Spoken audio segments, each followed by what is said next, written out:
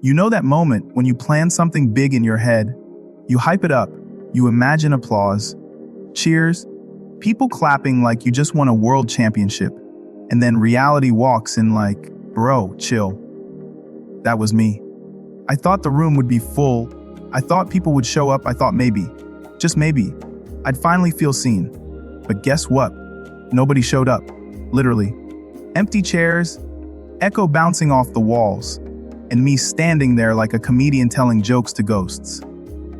And yet, that day became one of the most important days of my life. So here's how it went down. I had planned this small event.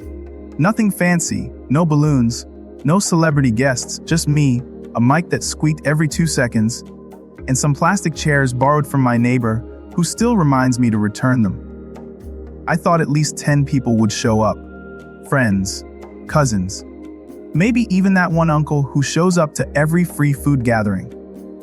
But when the clock struck starting time, silence.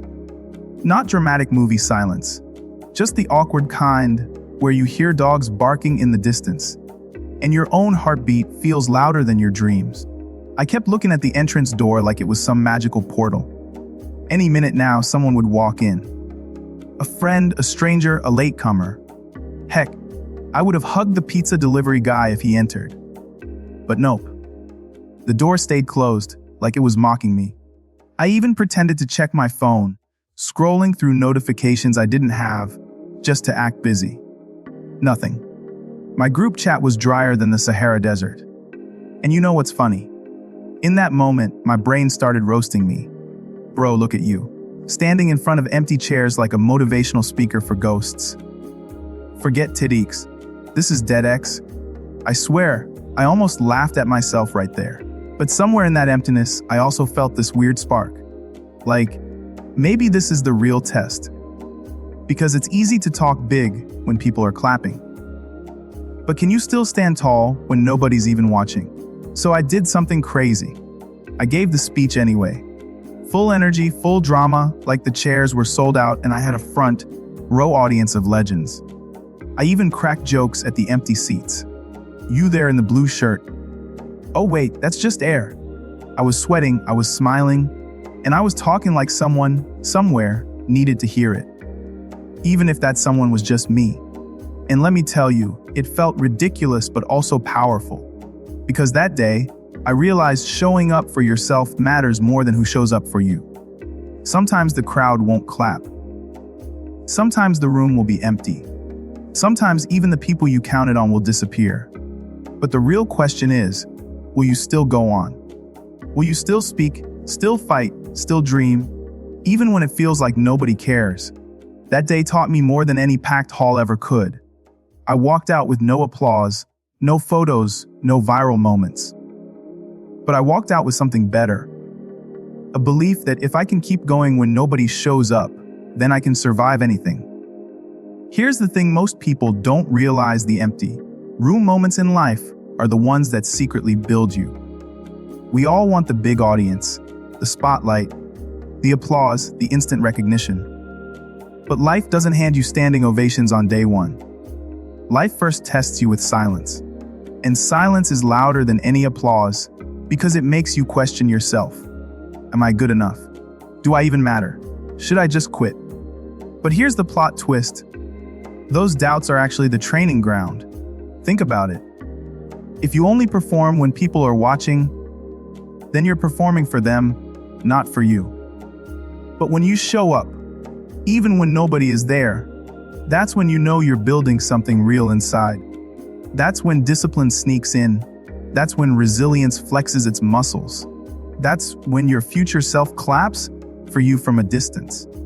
I won't lie to you, it sucks.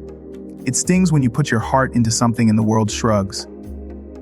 But pain has this funny way of shaping us.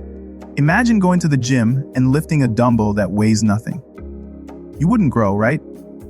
The muscle grows when it feels resistance. In the same way, your character grows when life gives you resistance. Like an empty room, like rejection, like being ignored. These are not signs to quit. They're the universe's way of saying, prove you're serious. And you've got to laugh through it. Honestly, if you can't laugh, you'll cry. When nobody showed up that day, I could have gone home, buried my face in a pillow, and declared myself a certified failure. But instead, I cracked jokes to plastic chairs and gave the best performance of my life. Why? Because if you can turn pain into comedy, you win twice. You suffer less, and you inspire more. I realized something else too. Nobody showing up doesn't mean you're worthless. It just means the world hasn't caught up to your story yet. Imagine if every great person quit the day nobody came. Do you think authors would finish their books if the first draft got ignored? Do you think athletes would keep training if nobody cheered for them in the beginning? Do you think entrepreneurs would build empires if they quit after the first rejection? No. They kept going even when it felt like they were alone. And one day, the world turned around and said, "Wow, where did you come from?" That's the punchline, my friend. Success isn't built in the spotlight. It's built in the shadows, in the silence, in the rooms where nobody claps. The empty seats are not your enemy. They are your secret audience. They're testing you. They're whispering, "Show us if you're really about this." So here's my advice when you face your own empty room moment. Don't run from it, own it. Speak anyway. Write anyway. Work anyway. Because those lonely reps are the ones that count. Anyone can shine when the lights are on, but it takes a real fighter to shine when it's just darkness and doubt. The day nobody showed up for me, I showed up for myself.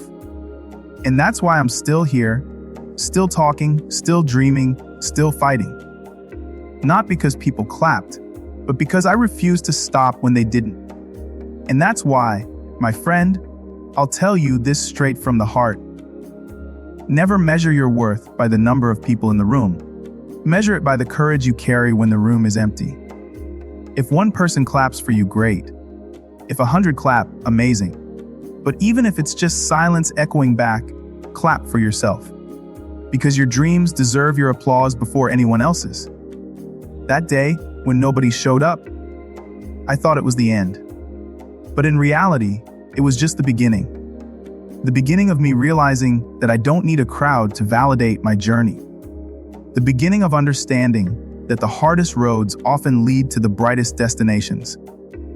And the beginning of trusting that even if I'm nobody, my story can still matter to somebody out there who needs to hear it.